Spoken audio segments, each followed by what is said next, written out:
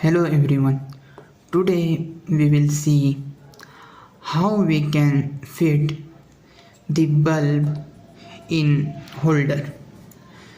So here in front of you there is 0.5 watt of bulb. So we are gonna fit this bulb in holder. So here I have one holder. So inside the holder you can see two spaces.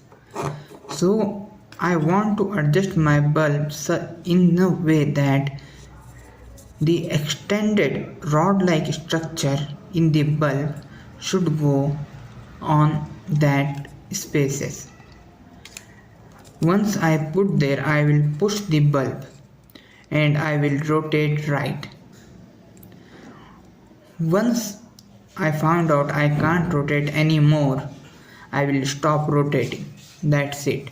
Now you have your bulb fitted on the holder.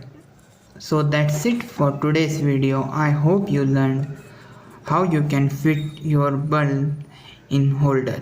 That's it for today's video. Till next video. Bye.